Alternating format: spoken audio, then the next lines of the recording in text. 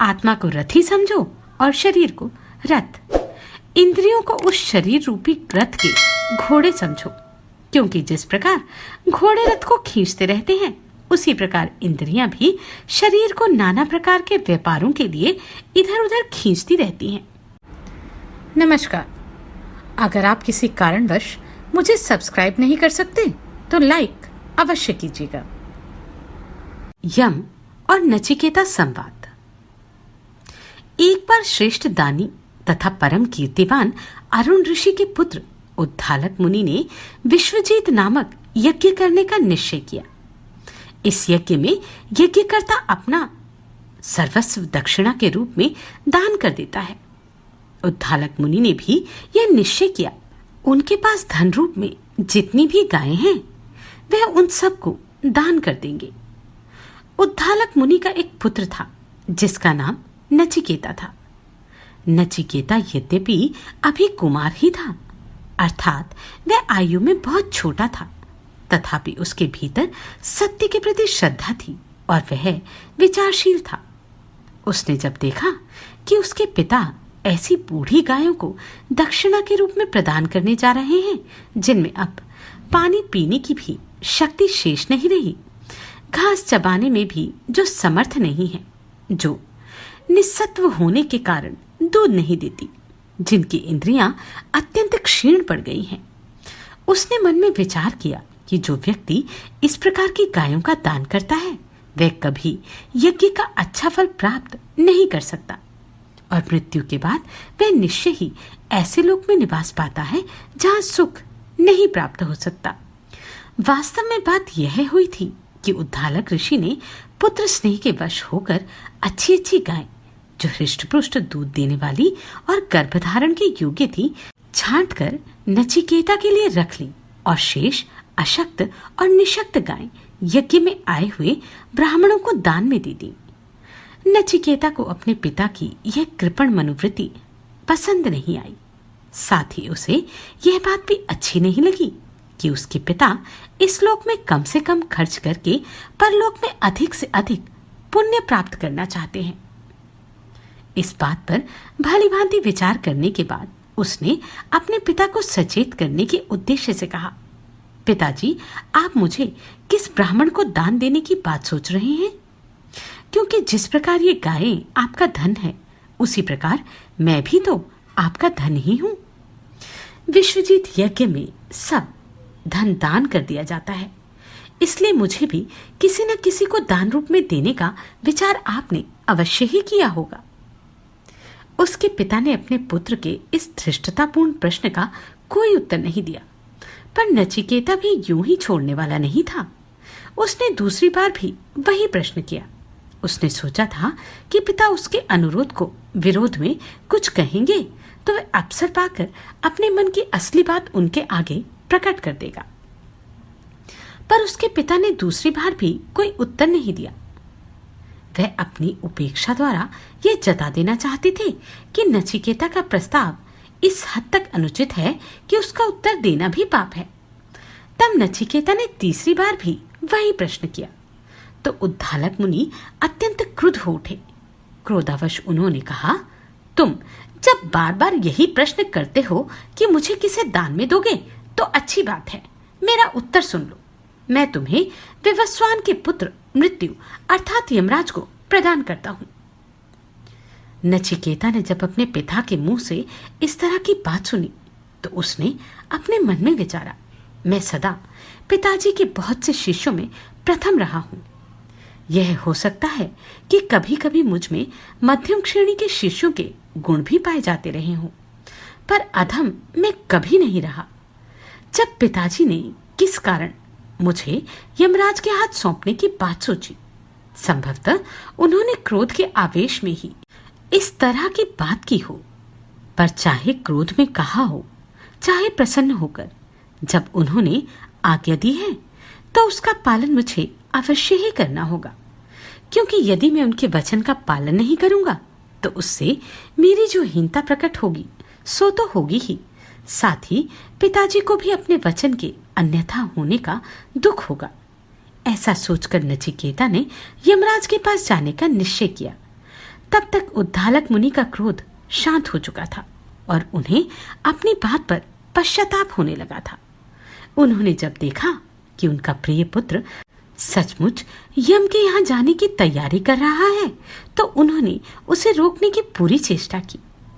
इस पर नचिकेता ने कहा, पिताजी, आप ऐसे कुल में उत्पन्न हुए हैं जहां कभी किसी ने अपना वचन भंग नहीं होने दिया। जो महापुरुष इस समय आपकी जानकारी में हैं, तनिक उनकी ओर देखिए। वह लोग कभी कोई झूठ बात मुंह से नहीं निकालते, इसलिए आप स्नेहवश मुंह में न पड़िए। मुझे अपने वचन के अनुसार यमराज के पास जाने दीजिए। इसके अतिरिक्त मेरे यम के यहाँ जाने से कोई भय आपको क्यों है? क्योंकि मृत्यु के बाद प्राणियों का पुनर्जन्म ठीक उसी प्रकार निश्चित है जिस प्रकार धान के पक जाने के बाद उसके सूखे बीजों से फिर नए धान पृथ्वी में उत्पन्न होकर लहलहाने लगते हैं। उद्धालक मुनि ने जब नचिकेता का यह भाषण सुना तो अत्यंत अनिच्छा से उन्होंने उसे यम के पास जाने की आज्ञा दे दी। अपने पिता के तपोबल के प्रभाव से नचिकेता स्थूल शरीर को लेकर जीवित अवस्था में ही यमपुरी पहुंच गए। जब वह यमपुरी पहुंचा तो द्वारपाल ने उसे बताया कि यम कहीं गए हुए हैं। नचिकेता द्वार पर खड़े रहकर ही उनकी प्रतीक्षा करने लगा। यमराज के दासों ने उसके पास आकर कहा, चलिए भीतर बैठकर भोजन किए। आप हमारे अतिथि हैं और प्रभु की अनुपस्थिति में किसी अतिथि का निरादर हो, यह हम लोगों के लिए किसी प्रकार भी उचित नहीं है। पर नचिकेता ने उनका अनुरोध नहीं माना और कहा कि जब तक यमराज नहीं लौटेंगे तब तक वह खाना नहीं खाएगा। 3 दिन तक नचिकेता ने अन्न जल ग्रहण नहीं किया। चौथे दिन यमराज लौट कर आए। उनके दासों ने उन्हें सूचना दी कि उनके द्वार पर एक तेजस्वी ब्राह्मण अतिथि बनकर आया हुआ है और 3 दिन से बिना कुछ खाए पिए प्रतीक्षा में द्वार पर खड़ा है। दासों ने कहा, हे यमराज, साक्षात अग्निदेव ही ब्राह्मण के रूप में अतिथि बनकर गृहस्थों के यहाँ आते हैं और अर्घ्य जल आदि से उन्हें शांत किया जाता है। इसलिए आप भी इस तेजस्वी ब्राह्मण की आभगत करके इसे शांत कीजिए। जिस मूढ़ बुद्धि के यहाँ ब्राह्मण अतिथि भूखा प्यासा रह जाता है, उसके इच्छित फल के मिलने की आशा सत्संग का फल, मधुर और सत्यवाणी का फल, यज्ञ का फल, बाग लगाने का, कुआं खोदने आदि का फल, पुत्र, धन और यश आदि सभी फल नष्ट हो जाते हैं। इसलिए अतिथि की सेवा अवश्य करनी चाहिए। आप ये जानकर नचिकेता का सत्कार कीजिए। यमराज ये सुनकर नचिकेता के पास गए और बोले, हे ब्राह्मण, तुम अतिथि हो, इसलिए मैं तुम्हें नमस्कार करता हूँ। मेरे यहाँ तुम 3 रात बिना अन्न जल के रहे हो, इसलिए मैं अपने को दोषी मानकर तुमसे क्षमा चाहता हूँ। तुम्हारे क्षमा करने से ही मेरा कल्याण होगा। 3 रात जो तुम भूखे रहे, उसकी पूर्ति मैं इस रूप में करना चाहता हूं कि तुम्हें 3 वर प्रदान करता हूं। 3 वर तुम जिस रूप में चाहो इच्छानुसार मांग लो। तब नचिकेता ने कहा, हे मृत्युदेव, आप यदि सचमुच मुझ पर प्रसन्न हैं तो पहला वर मुझे यह दीजिए कि मेरे पिता गौतम ऋषि, की जो उद्धालक नाम से प्रसिद्ध हैं, यह चिंता दूर हो जाए कि मैं यमराज के यहाँ न जाने किस कष्ट में पड़ा हूं। मेरे ऊपर से उनका क्रोध मिट जाए और वह प्रसन्नचित्त हो जाए। जब मैं आपके यहाँ से लौटकर घर जाऊं तो वह मुझे पहचान ले और पहले ही की तरह स्नेहपूर्वक मेरा अभिवादन करें। यमराज बोले, मैं तुम्हें यह वर देता हूं कि तुम्हारी यह इच्छा पूरी होगी और जब तुम मृत्युलोक से लौटकर घर वापस जाओगे तो तुम्हारे पिता तुम्हारे ऊपर पहले के ही समान स्नेह रखेंगे और क्रोध रहित होकर तुम्हारे ऊपर प्रसन्न होंगे। साथ ही उनके मन से तुम्हारे संबंध की चिंता भी दूर हो जाएगी। तब नचिकेता ने दूसरा वर मांगने की इच्छा से कहा, हे यमराज, स्वर्गलोक में न रोग का कोई भय है न शोक का। वहां आप भी किसी को अपने अर्थात मृत्यु के वश में नहीं कर सकते। वहां बुढ़ापे का भी कोई भय नहीं है। स्वर्ग में पहुंचा हुआ पुरुष भूख प्यास को भी जीतकर सब प्रकार के मानसिक शोकों से रहित होकर आनंद में मग्न रहता है। हे मृत्युदेव, ऐसे महत्वपूर्ण स्वर्ग की प्राप्ति का साधन रूप जो अग्नि है, उसके तत्व से आप परिचित हैं, इसलिए मुझे आप उस तत्व को समझाइए जिसके द्वारा स्वर्गलोक में निवास करने वाला मनुष्य अमरता को प्राप्त होता है। यह दूसरा वर मैं आपसे मांगता हूं। यमराज ने उत्तर दिया, हे नचिकेता, यह अग्नि अत्यंत विराट रूप धारण किए हुए समस्त जगत का आधार बना हुआ है। वह ज्ञानियों की बुद्धि रूपी गहन गुफा में निहित रहता है और ज्ञान का मूल आधार भी वही है। उसे तुम अवश्य जानना चाहिए। इसके बाद यमराज ने अग्नि विद्या का विस्तार के साथ वर्णन करके नचिकेता को उसका महत्व समझा दिया। नचिकेता जब समझ गया तो उसने यम की बताई हुई बातें ज्यों की त्यों दोहरा दी। इससे यम को बड़ी प्रसन्नता हुई। उसने पूर्वोक्त 3 वरों के अतिरिक्त 1 वर और देते हुए कहा, हे नचिकेता, मैं तुम्हारी तीक्ष्ण बुद्धि से प्रसन्न होकर तुम्हें यह वर भी देता हूं कि स्वर्ग की साधना रूप अग्नि तुम्हारे नाम से अर्थात नचिकेता कहलाएगी। इसके अतिरिक्त मैं तुम्हें मणियों की एक माला भी उपहार के रूप में देता हूं, इसे तुम ग्रहण करो। नचिकेता ने मणियों की माला केवल इसलिए ग्रहण कर ली कि ग्रहण ना करके वे यम का अनादर नहीं करना चाहते थे। उसके बाद यम ने कहा, हे सौम्य, अब तुम तीसरा वर मांगो। नचिकेता तीसरा वर मांगता हुआ बोला, हे यमराज, जब मनुष्य मरता है तब उसकी क्या स्थिति होती है, इस संबंध में ज्ञानियों के मन में भी बराबर संदेह बुद्धि पाई गई है। कोई कहते हैं कि शरीर नष्ट हो जाने पर भी आत्मा वर्तमान रहती है, और कुछ लोगों का कहना है कि शरीर, इंद्रिय, मन और बुद्धि के अतिरिक्त आत्मा नाम के किसी भी तत्व का कोई अस्तित्व ही नहीं। इस आत्मा का ज्ञान वास्तव में ना तो किसी प्रत्यक्ष प्रमाण द्वारा प्राप्त हो सकता है, न अनुमान द्वारा, और उसके ज्ञान के बिना परम पुरुषार्थ की प्राप्ति होना तो संभव ही नहीं है। इसी कारण मैं तीसरा वर यह चाहता हूं कि आप मुझे इस गूढ़ विषय की शिक्षा दें, और आपकी दी हुई शिक्षा द्वारा मैं इस गहन ज्ञान को प्राप्त कर सकूं। यम ने जब नचिकेता की इस तरह की प्रार्थना सुनी तो उन्होंने पहले इस बात की परीक्षा लेनी चाहिए कि वह वास्तव में आत्मा संबंधी ज्ञान का उपयुक्त पात्र है या नहीं। उन्होंने इसी उद्देश्य से पूछा, हे नचिकेता, इस आत्म तत्व के संबंध में एक समय देवताओं को संदेह हुआ था, तब मनुष्यों के संबंध में कहना ही क्या। यह आत्म तत्व वास्तव में अत्यंत सूक्ष्म है और सहज में जानने योग्य नहीं। आत्मज्ञान विषयक वर मांगकर तुम मुझे इस तरह विवश मत करो जिस प्रकार कोई साहूकार किसी ऋण को चुकाने में असमर्थ व्यक्ति को करता है। इस वर को मेरी इच्छा पर ही छोड़ दो। यम की इस तरह की बात सुनकर नचिकेता के मन में बड़ा दुख और क्षोभ हुआ। उसने कहा, हे धर्मराज, आप स्वयं कहते हैं कि यह विषय ऐसा है जिसके संबंध में देवता भी भ्रम में पड़ गए हैं। इसलिए इस तत्व को जानने की उत्सुकता मेरे मन में और बढ़ गई है।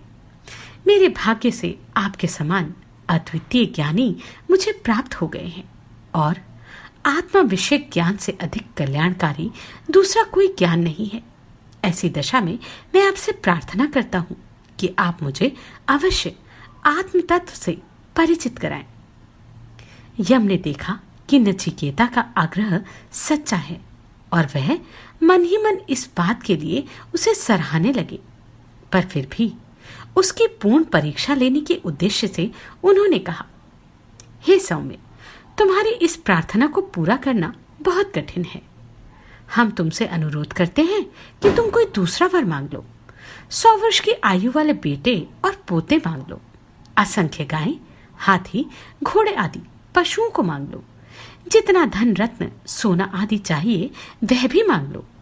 विशाल पृथ्वी का साम्राज्य मांग लो, और यदि तुम यह सोचो कि तुम्हारी आयु छोटी है और अपार धनराशि तथा विशाल साम्राज्य का भोग करने के लिए दीर्घायु चाहिए, तो मैं तुम्हें यह वर देता हूं कि तुम जितने वर्षों तक जीना चाहते हो अपनी इच्छानुसार दीर्घकाल तक जीवित रहोगे।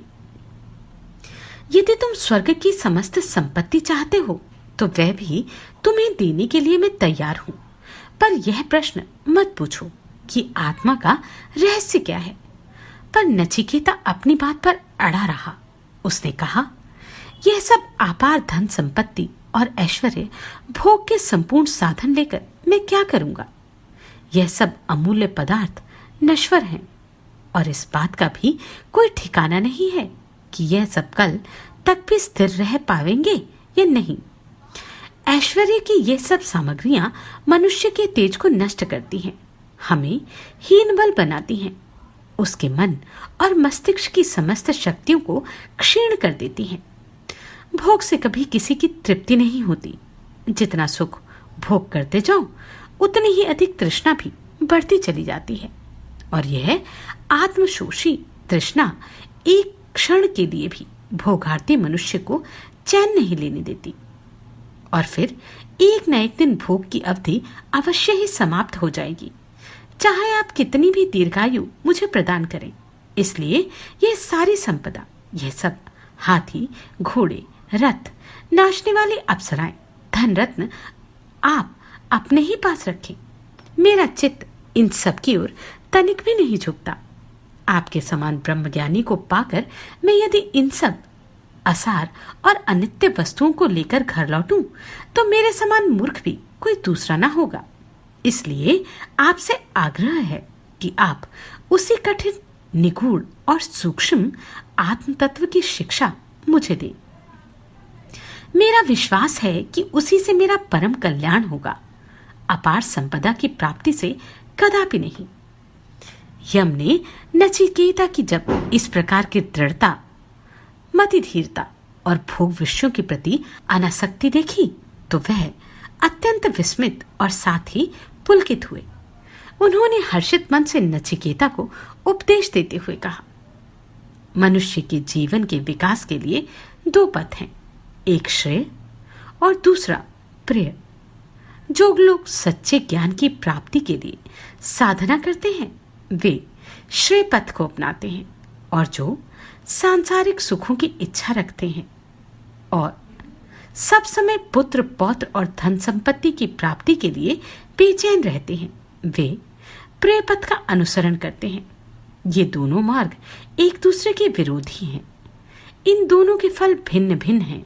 इनमें पहला मार्ग विद्या का आश्रय पकड़ता है और दूसरा मार्ग अविद्या से संबंध रखता है।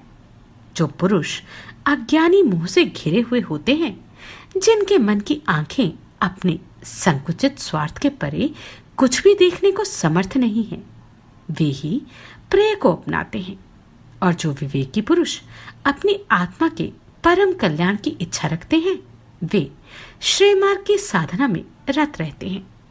श्रेय और प्रेय दोनों ही पुरुष की इच्छा शक्ति के अधीन है, पर दुर्बल इच्छा शक्ति वाले इंद्रिय सुखार्थी मंदबुद्धि व्यक्ति सांसारिक स्वार्थों से अपना मन मोड़ लेने में समर्थ नहीं होते।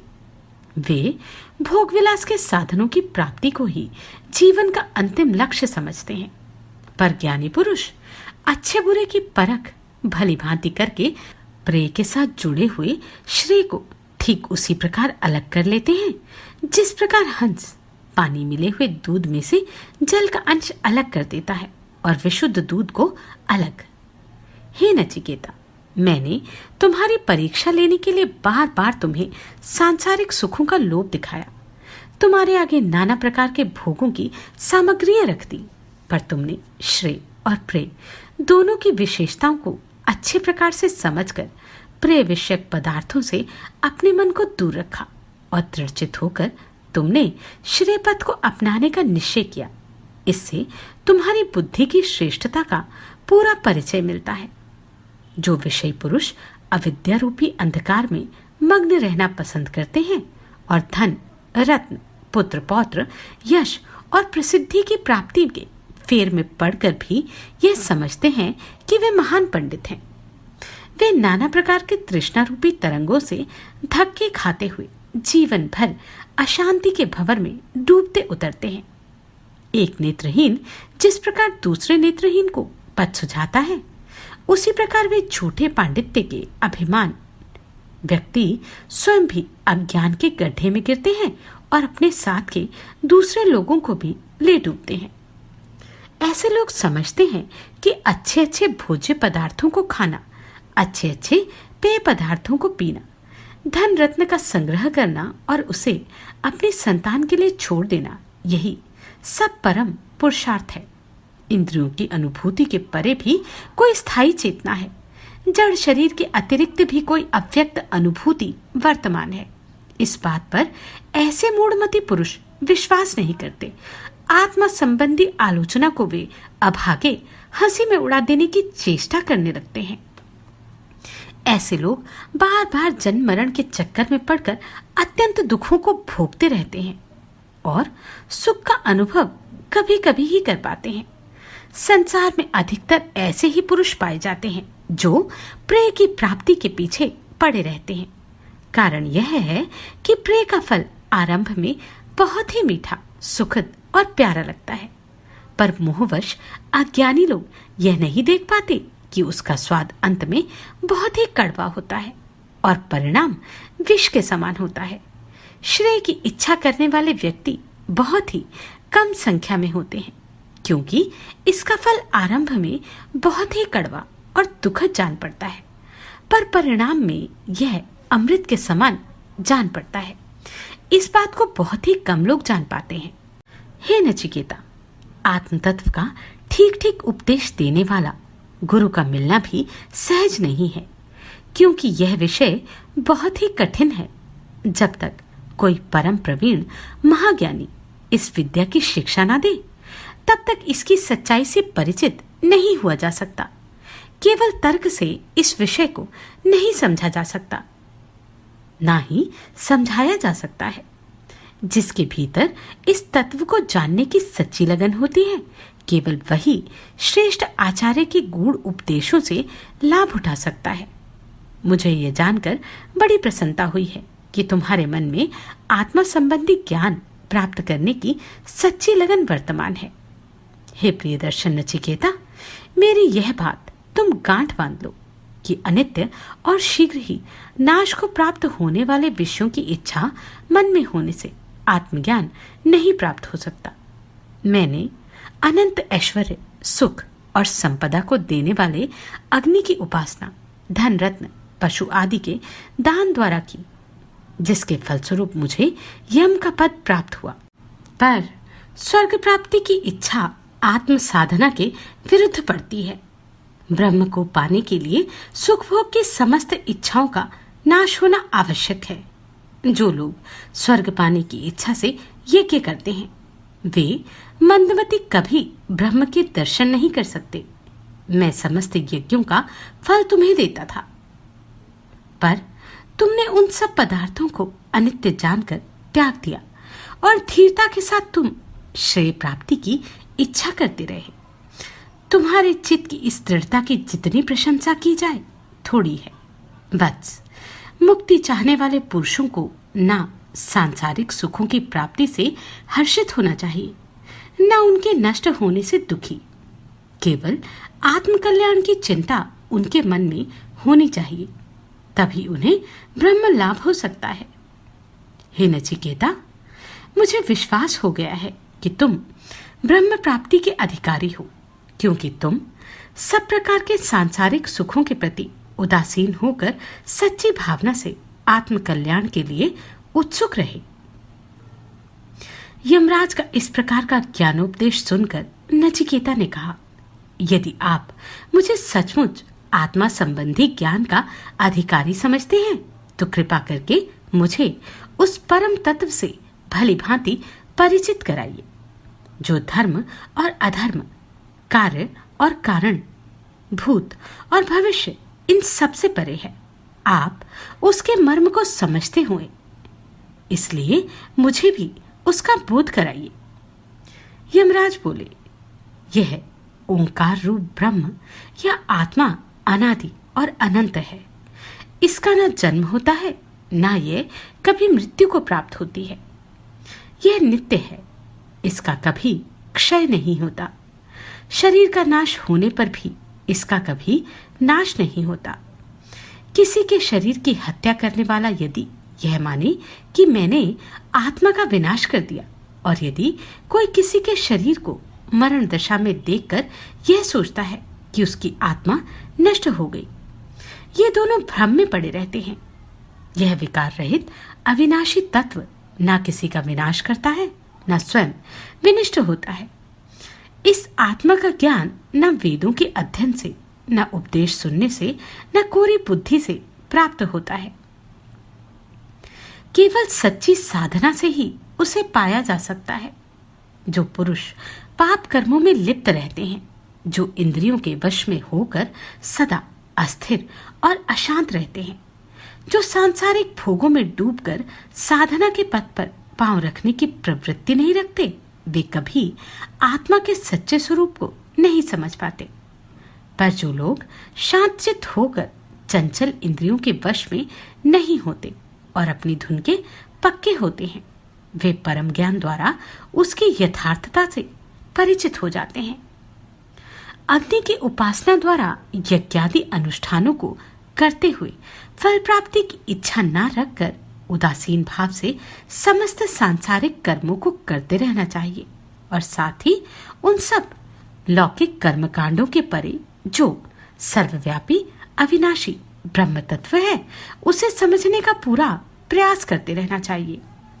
आत्मा को रथी समझो और शरीर को रथ। इंद्रियों को उस शरीर रूपी रथ के घोड़े समझो, क्योंकि जिस प्रकार घोड़े रथ को खींचते रहते हैं, उसी प्रकार इंद्रियां भी शरीर को नाना प्रकार के व्यापारों के लिए इधर उधर खींचती रहती हैं। मन इन इंद्रिय रूपी घोड़ों की लगाम है, क्योंकि मन की प्रवृत्ति जिस ओर होती है, इंद्रियां उसी ओर दौड़ती हैं। मन की प्रवृत्तियों को भी निश्चित रूप से परिचालित करने वाली जो बुद्धि है, उसे सारथी जानना चाहिए, क्योंकि जिस प्रकार सारथी जानता है कि उसे किस ओर जाना है और उसी हिसाब से लगाम को इधर उधर घुमाता है, उसी प्रकार बुद्धि भी मन को अनिश्चित रूप से इधर उधर भटकने ना देकर कुछ निश्चित दिशाओं की ओर प्रेरित करने में समर्थ है। पर यदि बुद्धि रूपी सारथी चतुर नहीं होता, प्रवृत्ति और निवृत्ति के भेद को नहीं जानता, तो मन रूपी लगाम सब समय ढीली पड़ी रहती है, और ऐसे सारथी के इंद्रिय रूपी घोड़े उसके वश में न रहकर बंधनहीन उच्च श्रृंखल अवस्था में इधर उधर भटकते रहते हैं। पर यदि बुद्धि रूपी सारथी समझदार होता है, तो वह सावधानी से मन रूपी रास को अपने हाथों में लिए रहता है, और उसके इंद्रिय रूपी घोड़े भी उसके वश में रहते हैं, अर्थात नाना प्रकार के विषय भोगों के लिए आतुर होकर भटकते नहीं रहते। ऐसा चतुर और संयमी सारथी जिस रथी का होता है, अर्थात जो व्यक्ति अपनी बुद्धि से अपने मन और इंद्रियों को अपने वश में रखता है, वह अविनाशी ब्रह्म का सच्चा रूप जानकर साधना द्वारा उसी में लीन हो जाता है। रूप, रस आदि इंद्रियों के भोग विषय इंद्रियों से श्रेष्ठ हैं, क्योंकि इंद्रियां उन विषयों के वश में रहती हैं, ना कि वे इंद्रियों के वश में। उन विषयों की अपेक्षा मन बड़ा है, क्योंकि वह उन विषयों के स्वरूप को ग्रहण करने में समर्थ है। मन से भी बुद्धि बड़ी है, क्योंकि वह मन की प्रवृत्तियों को परिचालित करता है। आत्मा बुद्धि से भी बड़ी है, आत्मा से भी बड़ा है परब्रह्म, परमात्मा। उससे बड़ा और कोई नहीं है। सृष्टि के समस्त तत्व अंत में उसी की ओर जाते हैं, इसलिए वह सबकी परम गति है। वह परमात्मा सृष्टि के अणु परमाणु में वर्तमान होते हुए भी अज्ञान और अविद्या द्वारा ढका होने से प्रकाशित नहीं होता, पर जो सूक्ष्मदर्शी ज्ञानी पुरुष हैं, वे अपनी विकार रहित सूक्ष्म बुद्धि के प्रभाव से उसे देख लेने में समर्थ होते हैं। ज्ञानी लोग वाणी को मन में मन को बुद्धि में, बुद्धि को आत्मा में और आत्मा को परमात्मा में विलीन करके परम पद को प्राप्त होते हैं। हे नचिकेता, जो लोग अज्ञान और मोह की नींद में मग्न होकर सोए हुए हैं, उन लोगों के लिए मेरा यह संदेश है। उठो, जागो, श्रेष्ठ ज्ञानियों को प्राप्त कर आत्मा के गूढ़ तत्व को समझो। आत्म साधना का मार्ग छुरे की पैनी धार के समान बड़ा ही दुर्गम और कठिन है। उसे पार करने के लिए कमर कसकर खड़े हो जाओ। नचिकेता तन्मय होकर यमराज का सदुपदेश सुन रहा था। उसने कहा, हे यमराज, आपकी ज्ञान भरी बातों से मेरे भीतर की आंखें बहुत कुछ खुल गई हैं, पर अब भी मुझे पूरा संतोष नहीं हुआ। आप अपने अमृत के समान प्रवचनों को मुझे सुनाते चले जाइए। इंद्रियों की मूल प्रवृत्ति क्या है? आत्म साधना में वे कहाँ तक बाधक हैं और कहाँ तक साधक? यह विषय मुझे और अच्छी तरह समझाइए। यमराज बोले, हे नचिकेता, इंद्रियों का झुकाव सदा बाहर की ओर रहता है, इसलिए वे केवल बाहरी विषयों का ही अनुभव कर पाती हैं, अंतरात्मा की विशेषता से परिचित नहीं हो पाती। इस कारण विवेकी पुरुष इंद्रियों की समस्त प्रवृत्तियों को अपने वश में करके उन्हें बाहर की ओर न जाने देकर भीतर की ओर खींच लेते हैं। इस प्रकार वे अंतरात्मा के स्वरूप का ध्यान करने में समर्थ होते हैं। जो मंदबुद्धि होते हैं, वे इंद्रियों की रास ढीली करके उन्हें बाहरी विषयों की ओर ही दौड़ाते रहते हैं और रोग, शोक, बुढ़ापा और मृत्यु के मोह बंधन में बंध कर अनंत दुख पाते हैं। वे चिरजीवन दुख सुख, संयोग और वियोग के चक्कर में पड़े रहते हैं।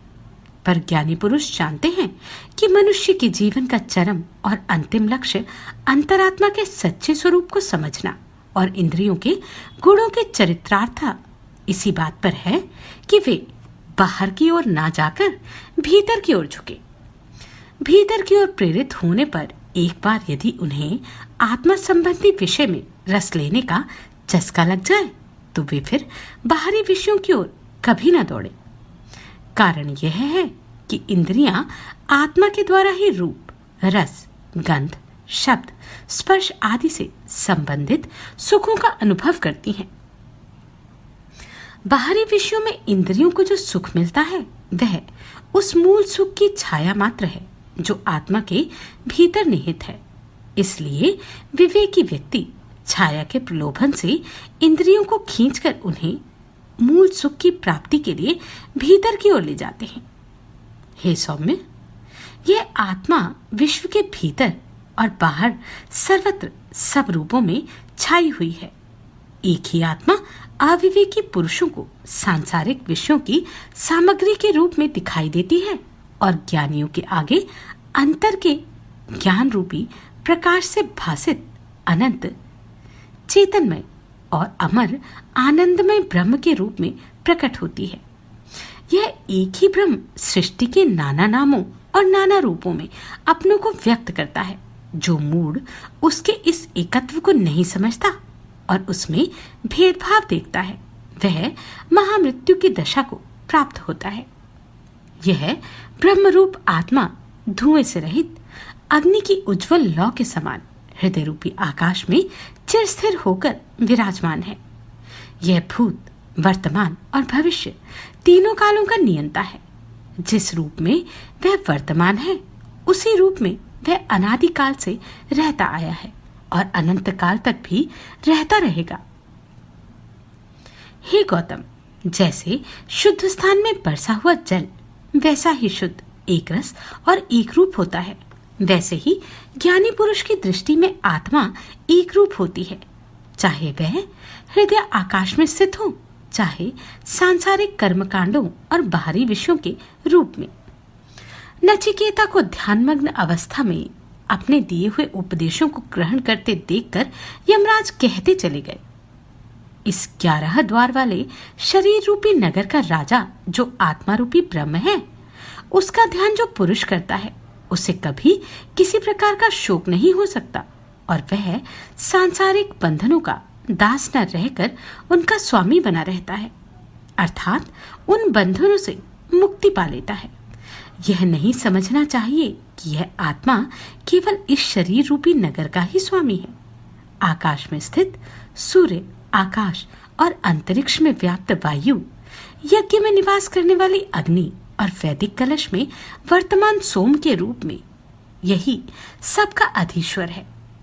सब मनुष्यों और देवताओं के भीतर यही है। यही शंख, सीपी और घोंघों के रूप में जल में उत्पन्न होता है। जौ, गेहूं, धान आदि अन्नों के रूप में पृथ्वी पर उत्पन्न होता है और नदी आदि के रूप में पहाड़ों से फूट निकलता है। यह सर्वत्र सर्वव्यापी होने पर पूर्ण रूप से शुद्ध और निर्मल रहता है। जैसे किसी नगर का स्वामी जब उस नगर को छोड़कर चला जाता है तो वह नगर नष्ट भ्रष्ट हो जाता है, उसी प्रकार जब शरीर रूपी नगर में रहने वाला आत्मा रूपी ब्रह्म उसे छोड़कर चला जाता है तो उसमें क्या शेष रह जाता है? केवल मृत शरीर शेष रह जाता है, जो शीघ्र ही सड़ने और गलने लगता है।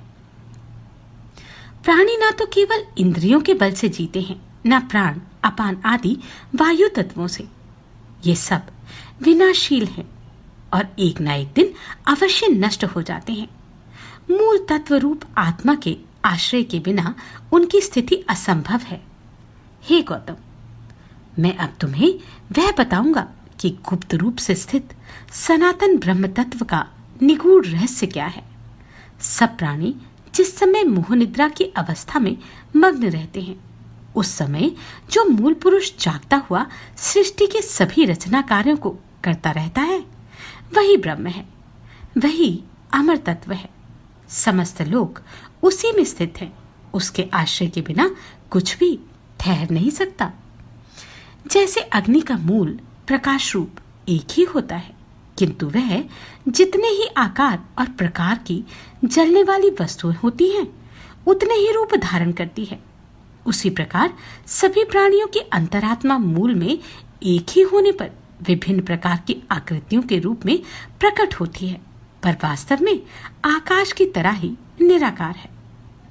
जिस प्रकार एक ही वायु जगत में व्याप्त होकर प्राण, अपान आदि के भेद से नाना रूप धारण करता है, उसी प्रकार एक ही मूल आत्मा भिन्न भिन्न प्राणियों के भीतर प्रवेश करके विभिन्न प्रकारों में प्रकट होती है। जिस प्रकार सब लोगों का चक्षु रूप सूर्य अच्छे बुरे, शुद्ध अशुद्ध सभी प्रकार की वस्तुओं पर समान रूप से अपना प्रकाश फैलाता है, पर किसी से लिप्त नहीं होता, उसी प्रकार समस्त प्राणियों के अंतर में स्थित आत्मा सर्वव्यापी होने पर जगत के सुख दुख आदि से लिप्त नहीं होती। इस प्रकार का जो सबका परिचालक और सबकी अंतरात्मा है, जो अपने एक रूप से अनेकों रूपों की सृष्टि करता है, उस ब्रह्म को जो ज्ञानी अपने में स्थित देखते हैं, केवल उन्हीं को अनंत सुख प्राप्त होता है, दूसरों को नहीं। जो आत्मा सभी विनाशशील पदार्थों में नित्य और अविनाशी है, जो चेतनाशील तत्वों को भी चेतना देता है, जो अग्नि को तेज, जल को रस और पृथ्वी को गंध देता है, जो एक होकर भी बहुतों की इच्छाओं की परिचालना करता है, उसे जो धीर पुरुष अपने में ही स्थित रखते हैं, वे अनंत शांति और अमर सुख पाते हैं। सांसारिक विषयों में लिप्त होने वाला व्यक्ति उस परम सुख को पाना तो दूर, उसकी कल्पना तक नहीं कर सकता, पर जो ब्रह्मज्ञानी विषय वासनाओं के प्रति पूर्ण उदासीन होकर उसके ध्यान में मग्न रहते हैं, वे उस सुख का पूर्ण रूप से अनुभव करते हैं। नचिकेता ने यमराज से पूछा, जिस ब्रह्म तत्व के ज्ञान से परम सुख प्राप्त होने की बात आपने कही है, उसके संबंध में मैं किस प्रकार यह जान सकता हूं कि वह सदा प्रत्यक्ष रूप से प्रज्वलित होती रहती है या नहीं? क्या कोई प्रकाश ऐसा भी है जो उस परम तत्व को हमारे आगे प्रत्यक्ष कर दे? यमराज ने उत्तर दिया, उस परम तत्व को ना तो सूर्य अपने तेज से प्रकाशित कर सकता है, न चंद्रमा और तारे ही उसे आलोकित कर सकते हैं। फिर अग्नि की तो बात ही क्या है। ये प्रकाश तत्व सूर्य, चंद्र और अग्नि आदि उसी मूल प्रकाश रूप आत्मा की अमर ज्योति से ही प्रकाशित होते हैं। उसी के प्रकाश से विश्व के समस्त चराचर प्रकाशित हो रहे हैं। हे नचिकेता, इस संसार में जो कुछ भी वर्तमान है वह सब प्राण रूप ब्रह्म से ही उत्पन्न हुआ है और उसी की प्रेरणा से ही विश्व के सारे नियम चक्र चल रहे हैं।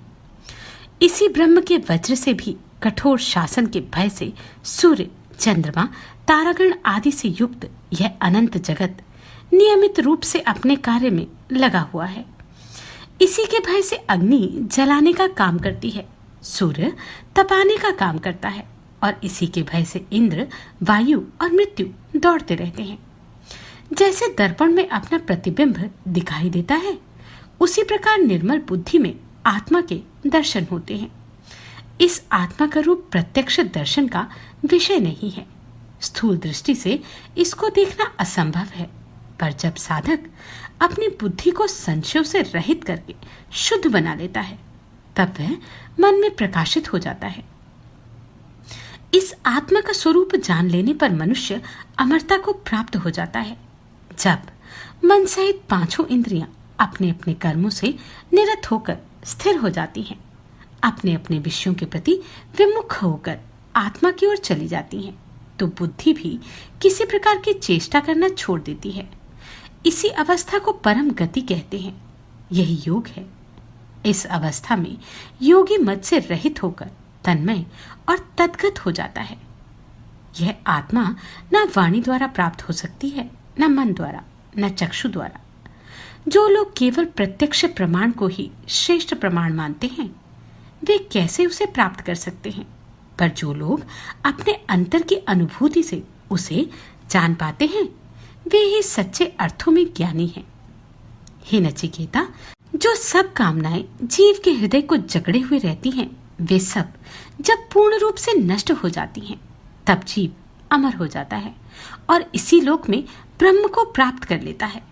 जब इस लोक में हृदय के सब बंधन टूट जाते हैं, तभी प्राणी अमृत पद को प्राप्त कर सकता है। ज्ञानियों का यही मत है। यमराज ने जब इस प्रकार आत्मविषय ज्ञान विस्तार के साथ नचिकेता को समझाया, तो वह संपूर्ण योग की विधि से परिचित होकर धर्म और अधर्म आदि के मल से रहित हो गया और अविद्या के अंधकार से ज्ञान के परिपूर्ण प्रकाश लोक में आकर अमर हो गया। नमस्कार, मैं आभा शर्मा जावास। यदि आपको मेरा ये प्रयत्न सराहनीय लगा हो तो मुझे सब्सक्राइब करके प्रोत्साहित करें।